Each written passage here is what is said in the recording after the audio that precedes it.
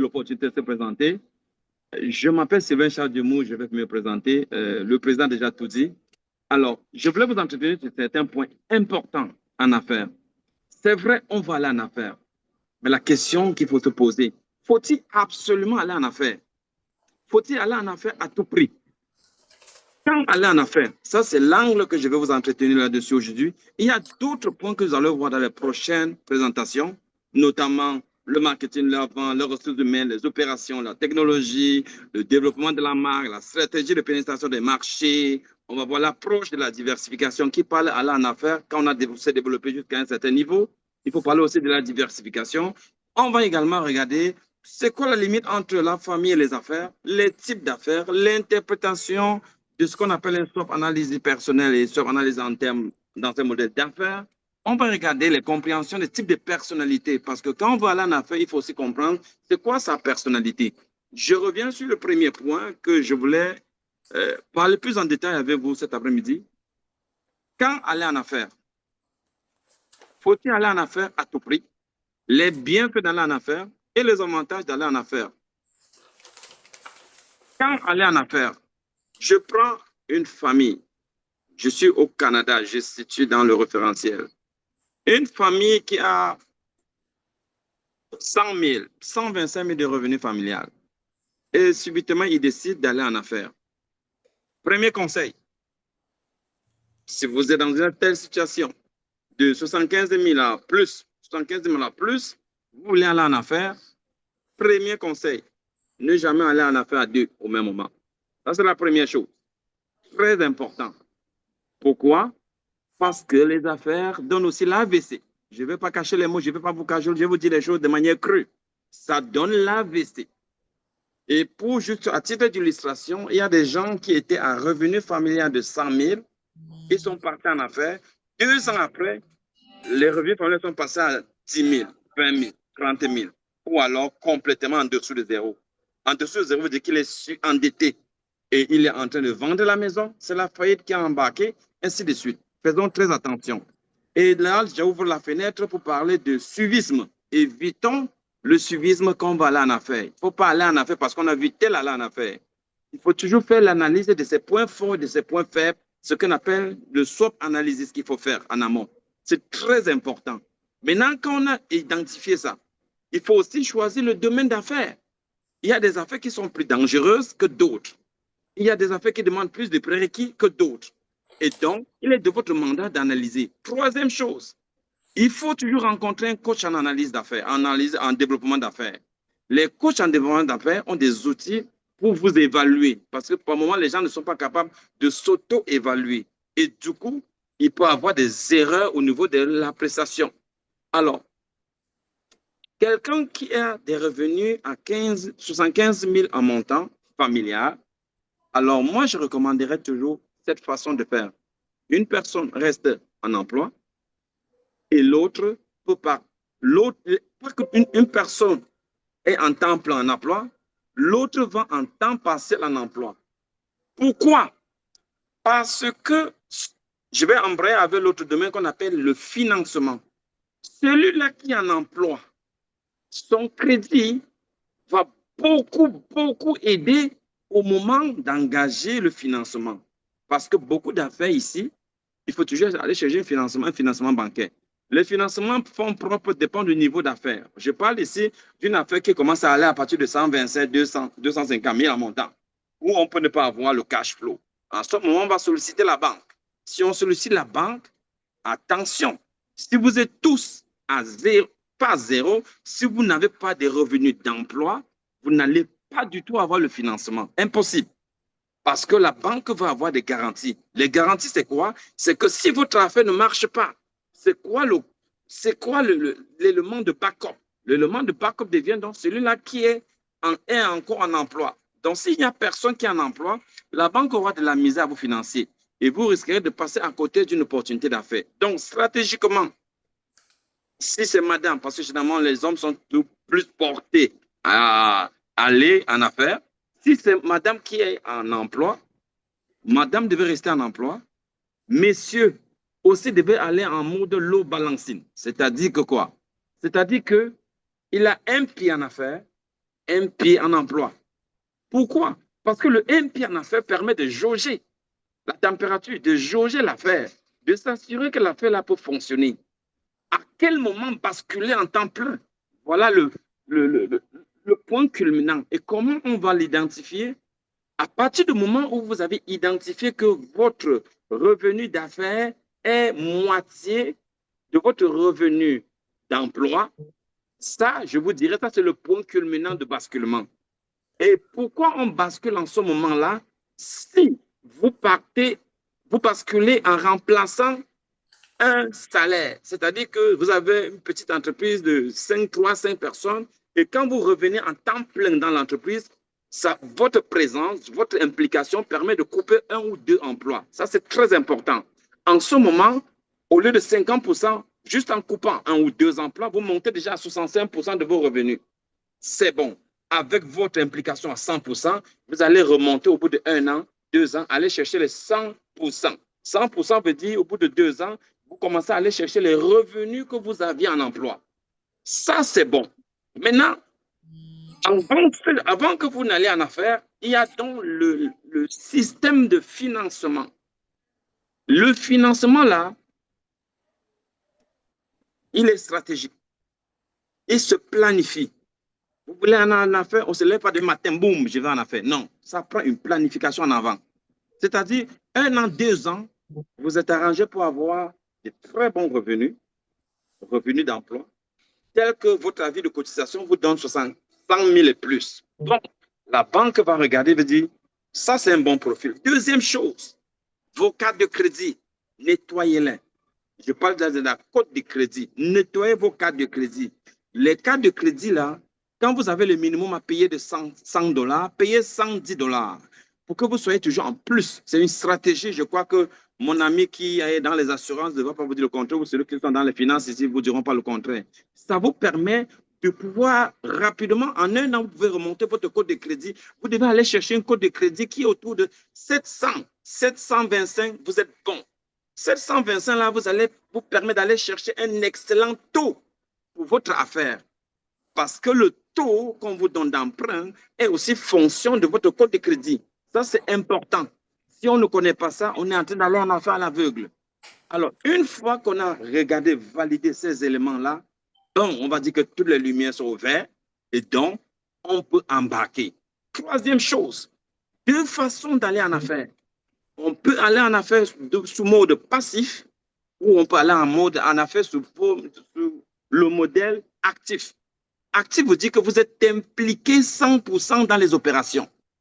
Passif veut dire que vous n'êtes pas impliqué 100% dans les opérations. Je prends un exemple pour moi. Par exemple, je suis propriétaire des chaînes à mon coco, mais je ne vous mens pas, je ne connais pas faire les omelettes.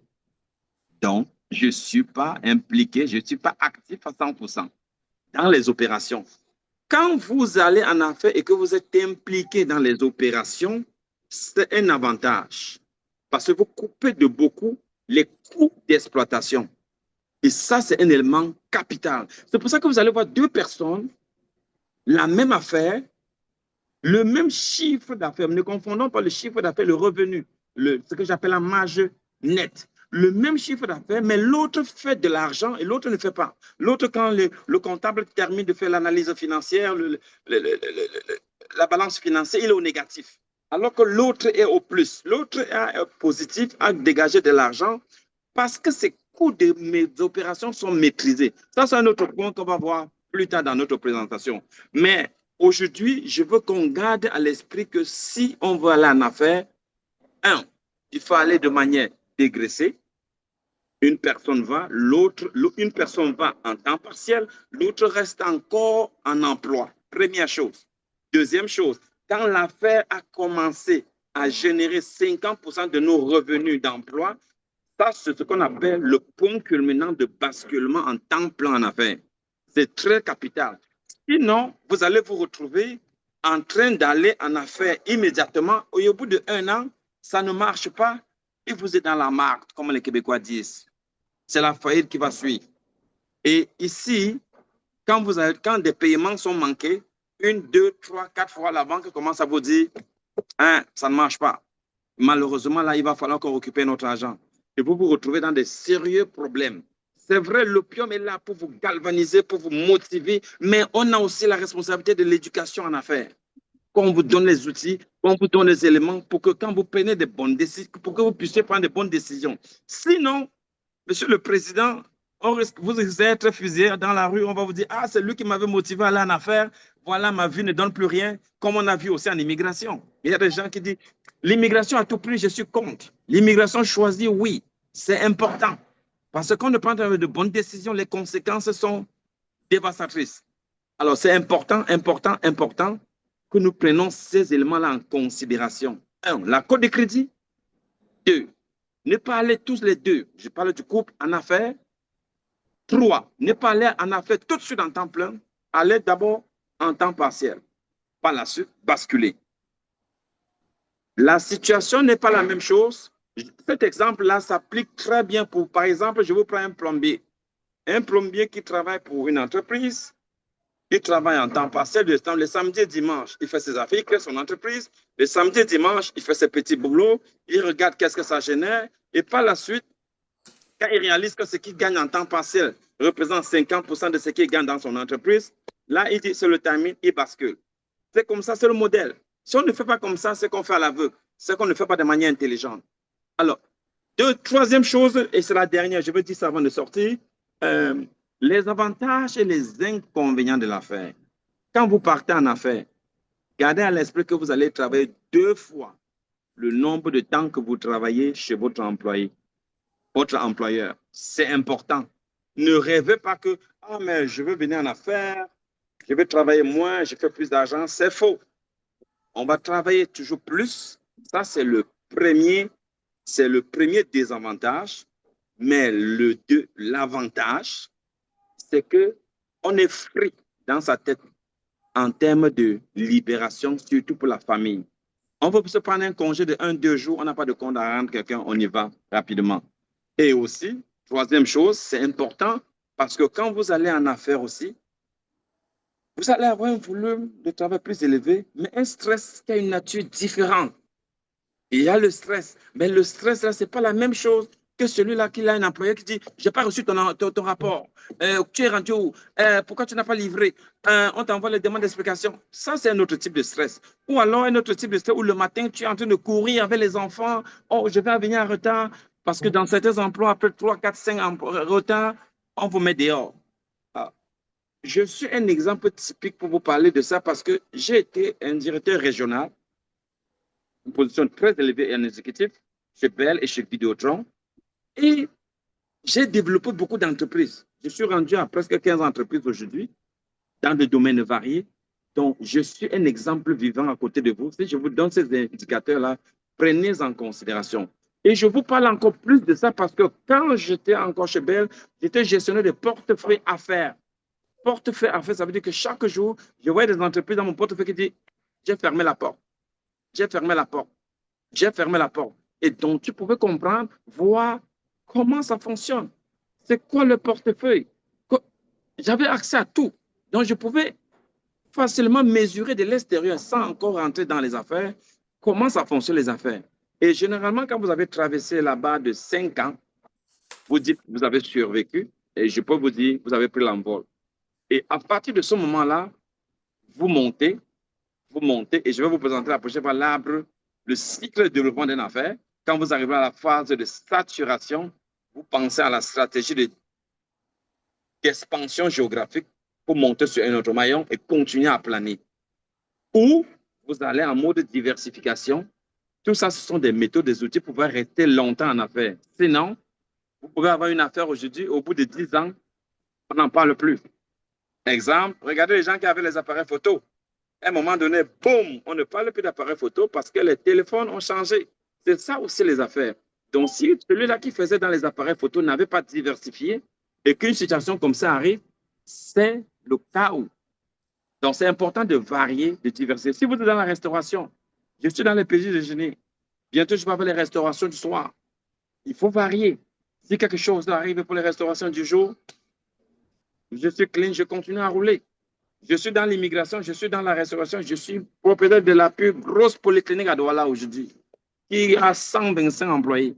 Donc, Si tu ne migres pas, tu ne changes pas, tu restes dans un seul couloir, quand ça vient mal, les dégâts sont énormes.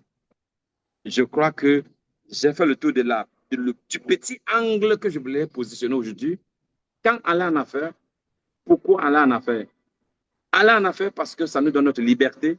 Aller en affaires, ça nous donne le pouvoir d'aller chercher le maximum parce qu'il n'y a pas de limite quand vous allez en affaires. Votre limite, c'est vous-même. Donc, voilà ce que je voulais partager avec vous cet après-midi. Et bien évidemment, je suis ouvert aux questions si les gens veulent comprendre certains aspects par rapport à tout ce que j'ai apporté comme présentation. Merci beaucoup. Merci infiniment au coach Sylvain Djemou. Vous comprenez, chers optimistes, que nous sommes allés très loin chercher ce qu'il fallait pour vous en termes de coaching.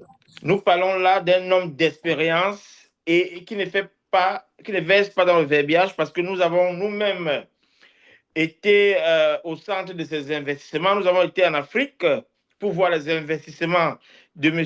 Sylvain Djemou sur le plan de l'immobilier, sur le plan même de la médecine, comme il disait tantôt. Nous avons visité la polyclinique, la référence qui est juste à côté de l'hôpital gynéco-obstétrique de Douala, à Yassa.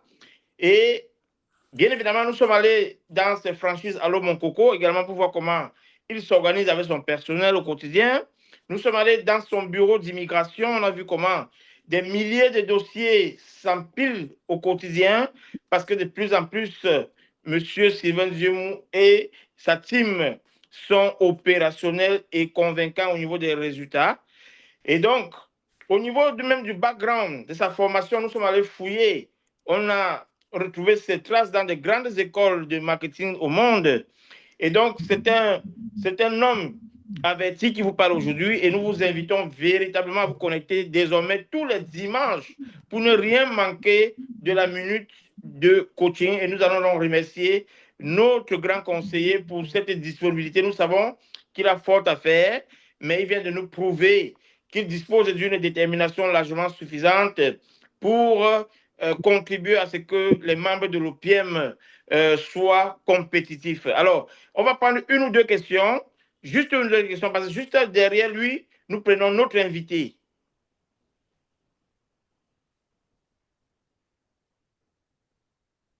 Il n'y a pas de questions pour vous, le coach Sylvain Djemou?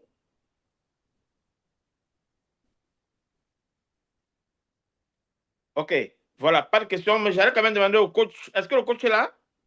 Il n'y a pas de questions, mais j'ai levé la main. C'est juste, j'ai pas de questions, mais j'ai un commentaire. D'accord. J'ai un commentaire. Je veux juste dire merci à l'OPM d'avoir pensé à aller chercher des grandes icônes comme Monsieur Djemou, Sylvain, pour venir nous accompagner, nous coacher. Vraiment, c'est très apprécié et ça vient redonner le ton à cette organisation. Et ça nous rassure, ça vient concrétiser ce que les points d'interrogation, ou du moins combler les points d'interrogation que nous avions dans la tête. Et nous comprenons que moi, particulièrement, je suis satisfait et je pense que je suis au bon endroit et je vais, de par ce que monsieur Djemou nous a livré ce soir, c'était très enrichissant, très enrichissant. Je pense que je viens de comprendre plusieurs choses. Déjà, lorsqu'on est en couple, ici encore dans ce monde de vitesse, il ne faut pas se presser pour rentrer en affaires et il faut bien réfléchir pour se lancer en affaires simultanément en couple, aller un à la fois et pouvoir jauger et voir à quel moment est-ce qu'on peut basculer à 100% en affaires. Je vais dire merci beaucoup à M. Sylvain. Merci pour ta disponibilité parce que nous, jeunes entrepreneurs, nous avions vraiment besoin de ce genre d'énergie pour venir nous booster et venir nous rassurer aussi, nous qui venons d'embrasser les affaires, à comprendre que les 5 premières années déjà ne sont pas faciles et qu'il faut y aller de manière stratégique. Donc, je vais juste te dire merci. Je suis très content et merci pour cette disponibilité-là. Voilà. Merci, Madame Mirabel Mada, pour ces paroles, on va dire, affectueuses et encourageantes à l'égard de notre grand coach. Je rappelle que dans le forum OPM, il y a vraiment des success stories. Vous allez les découvrir au fur et à mesure. Nous sommes vraiment en train de chercher les vraies références, hein, voilà, en matière d'orientation, de coaching et d'inspiration. Donc, mais j'aimerais quand même aussi, hein, que le coach pense à ceux qui ne sont pas en couple dans le cadre justement de lancement des affaires. Vous avez pris le cas d'un couple et je pense que les prochaines fois, vous pourrez également venir un peu sur le cas de ceux qui ne sont pas en couple. Alors, est-ce que quelqu'un qui est arrivé au Canada, qui a immigré, qui a fait, voilà, qui est passé par l'immigration économique et qui veut se lancer dans ses affaires sans forcément travailler nulle part, comment c'est possible? Je pense que vous pourrez également nous entretenir sur ce type d'aspect, coach. Sans faute, Président, ça c'est très important. Oui, il y a un modèle qui s'applique pour ceux-là qui sont seuls, qui viennent d'arriver au Canada. Mais une autre chose, c'est que je vais ajouter, c'est très capital, votre financement dépend directement de votre revenu, de votre avis de cotisation des 2 dernières années. C'est pour ça que j'ai parlé de se préparer en amont. Donc, si vous avez des revenus annuels de 100 000, vous ne pouvez pas avoir un financement de 1 200 000. Il ne faut pas rêver. La banque ne va pas vous financer. Donc, il faut penser en avant.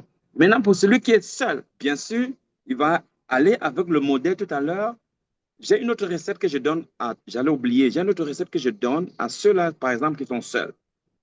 Vous travaillez pour une entreprise à 1 an, à fond. Vous démissionnez. Vous allez à l'entreprise 2, vous travaillez à fond. Vous démissionnez. Vous allez à l'entreprise 3, vous travaillez à fond. 1 an, la règle de 3 ans.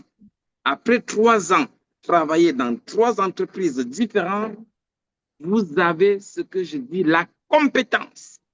C'est ça qui va vous permettre d'assurer la survie de votre entreprise. Parce qu'un autre maillon qu'on va développer plus tard, c'est la compétence en affaires. Vous ne saurez... Regardez quelqu'un qui ouvre un salon de coiffure. Et dit, je suis excité, je vais ouvrir un salon de coiffure. Mais tu vas coiffer 2, 3, 4 personnes, ils ne sont pas contents, ils ne reviennent pas demain matin. Qu'est-ce que vous pensez? Ils ne vont plus revenir.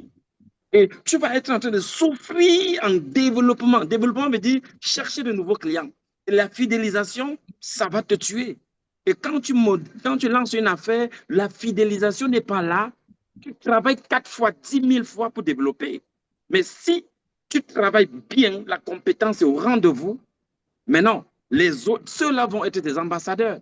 Et la fidélisation va être beaucoup plus facile. Et c'est ainsi que tu vas tenir longtemps en affaires. Regardez un garagiste. Tu amènes ton auto chez lui, il repart, tu n'as pas de problème. Mais oui, c'est quelqu'un qui va revenir demain matin. C'est la même chose même en immigration. C'est la même chose en épicerie de ma maman Nini qui va parler tout à l'heure.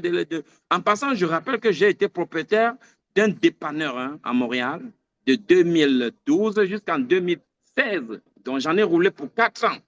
C'est une entreprise qui a des enjeux fous. Si vous n'êtes pas outillé,